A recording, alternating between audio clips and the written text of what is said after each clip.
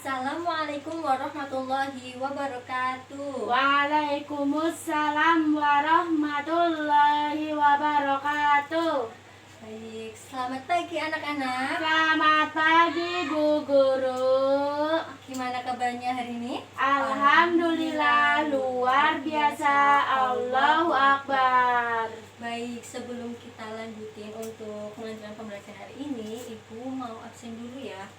Hari ini siapa yang nggak berangkat, Deo? Tiwi, Oh, Tiwi kenapa nggak berangkat? izin Bu, Kemana? pergi sama orang tuanya. Oke, baik. Untuk mengawali pembelajaran hari ini, alangkah baiknya kita berdoa terlebih dahulu untuk meminta diberikan kelancaran dan keberkahan dalam menuntut ilmu. Berdoa dimulai. Berdoa selesai. Di sini, siapa yang masih ingat kemarin kita belajar tentang apa? Tentang alat-alat tradisional, Terus? lagu-lagu tradisional, Terus? permainan tradisional. Nah ya jadi minggu lalu kita belajar tentang keberagaman budaya di Indonesia. Untuk hari ini kita belajar tentang bersyukur atas keberagaman. Jadi di Indonesia itu seperti yang kemarin kita sudah pelajari, Indonesia itu banyak banget macamnya budaya. Mulai dari apa tadi? Alat musik Ya, tradisional, terus?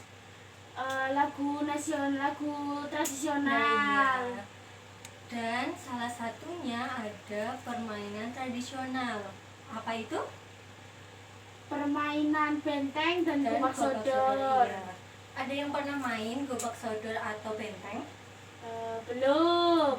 Jadi kalau gobak sodor itu atau benteng, kalau benteng itu biasanya itu dibagi dalam 2 kelompok. Nah, masing-masing kelompok itu terdiri dari 2 sampai 4. Jadi nanti ada yang jadi penjaga, ada yang jadi pengawas, kayak gitu. Nah, nanti kita itu jaga benteng kita dari lawan kayak gitu. Dan nanti di dalam permainan benteng itu kita bisa ada gerakan yang namanya gerakan lokomotor dan non lokomotor. Ada yang tahu gerakan lokomotor dan non lokomotor? Tidak. Jadi gerakan lokomotor itu kemampuan melakukan gerakan anggota tubuh agar berpindah tempat. Contohnya itu kayak kita jalan, kita lari, kita lompat, loncat kayak gitu. Terus ada kemampuan non lokomotor. Jadi kemampuan non lokomotor itu kemampuan yang kayak kita hanya diem, gerakan doang, kayak misal tangan, kaki kayak gitu. Paham sampai di sini? Paham? Paham. Ada yang mau ditanyakan atau tidak? Belum. Belum. Baik, kalau belum, kita lanjutkan ke pembelajaran selanjutnya. Nah, di sini siapa? Oh iya, masih ingat nggak tentang musik-musik tradisional itu ada apa aja? Masih. Apa saja coba? eh, Ada ini apa? angklung. Terus ini Ada kendang, kecapi sama tifa. Nah, ya ini adalah salah satu contoh alat musik tradisional yang ada di Indonesia. Jadi nanti kita itu belajar tentang ini. Kayak belajarnya bukan macam-macamnya, tapi kayak dari mana sih asal sumber suara itu gitu. Ada yang tahu asal sumber suara itu dari mana? Nah, jangan dijawab dulu, tapi kalian bisa ditulis di kertas. Nanti kalian tulis, dan setelah ditulis bisa kalian tunjuk tangan dan kalian bisa sampaikan seperti itu. Ibu kasih waktu buat berdiskusi bareng teman 2 menit aja ya, cukup ya? Cukup. Baik, silakan.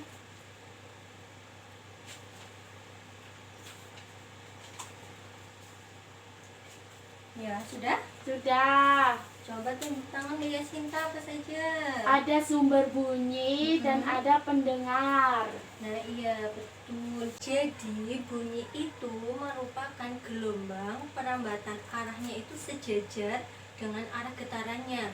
Dan syarat bunyi itu bisa terdengar pada kita itu seperti tadi yang disebutkan oleh Mbak Yasinta, itu ada sumber bunyi, terus adanya pendengar, terus yang ketiga itu adanya media penghantar. Nah, Ibu punya salah satu permainan yang biasa kita mainkan ya.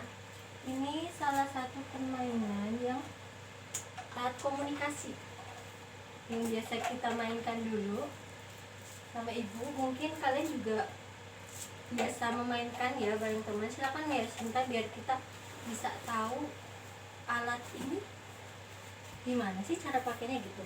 Gini, jadi alat ini kita pakai buat kayak gini. Yang satunya tempelin di telinganya Mbak Sinta. Yang ini kita bisa cek halo kayak gitu. Nah, ini namanya adalah media, dan ini ada yang didengarkan dari suaranya Ibu bilang cek gitu. Nah, ini bunyinya nanti merambat lewat ini, lewat benang ini, dan nyampe ke telinganya Mbak Yasinta seperti itu. Gimana, paham? Mbak Yasinta paham? Paham. Baik. Sampai di sini ada yang mau bertanya terkait dengan sumber bunyi? Atau Tidak. Oh tidak, baik. Kalau tidak, Ibu lanjutkan lagi ke pembelajaran selanjutnya. Siapa nih yang di sini masih ingat minggu lalu kita kan belajar tentang ide pokok atau gagasan pokok nih? Siapa yang masih ingat? Mbak Yasinta masih ingat? Masih. Masih. Apa itu gagasan pokok? Gagasan pokok adalah gagasan yang ada kalimat utamanya di awal dan bisa juga di akhir, dan bisa di awal dan di akhir. Iya, betul kata yang Mbak Yasinta, seperti itu.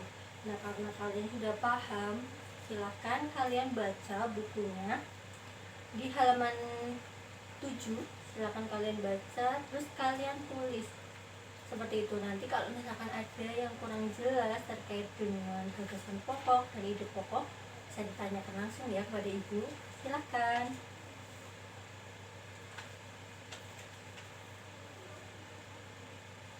Gimana, sudah? Sudah. Silakan Mbak Yasinta, atau apa masih ada yang kurang jelas dengan gagasan pokok? Ada Bu, mau tanya. Bagaimana sih cara menentukan gagasan pokok itu? Nah, jadi setiap bacaan itu terdiri dari beberapa paragraf kayak gitu, dan setiap paragraf itu memiliki gagasan pokok yang diperkuat oleh gagasan pendukung. Dan gagasan pokok itu seperti yang tadi disebutkan oleh Mbak Yasinta, ide utama yang dibahas dalam suatu bacaan, dan biasanya itu ada di awal. Biasanya ada di awal atau di akhir kalimat kayak gitu, atau bahkan bisa di awal maupun di akhir kalimat. Paham sampai di sini, paham? Ya Bu, Ya, paham. seperti itu. Baik, karena tidak ada yang bertanya, jadi Ibu tarik kesimpulan untuk pembelajaran hari ini. Indonesia itu sangat bermacam-macam akan budaya, seperti yang tadi sudah disebutkan. Salah satunya ada permainan tradisional, ada rumah adatnya, bahasanya, dan lain-lain. Nah, itu adalah salah satu bentuk untuk kita bisa lebih bersyukur pada Tuhan, karena kita itu diberikan nikmat yang begitu luar biasa, salah satunya dengan keberagaman budaya yang ada di Indonesia. Gitu ya. Siapa nih yang mau bertanya lagi? Apakah sudah? Cukup Sudah. jelas? Sudah. Ya. Nah, kalau tidak ada yang mau bertanya, seperti biasa Ibu kasih tugas untuk minggu depan ya. Silakan kalian ulas kembali materi hari ini, kalian pelajari lagi supaya lebih paham seperti itu ya. Dan kurang lebihnya mohon maaf apabila Ibu menyampaikannya kurang jelas seperti itu.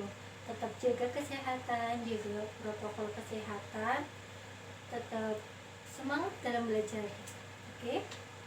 Kurang lebihnya mohon maaf. Wassalamualaikum warahmatullahi wabarakatuh. Waalaikumsalam warahmatullahi wabarakatuh.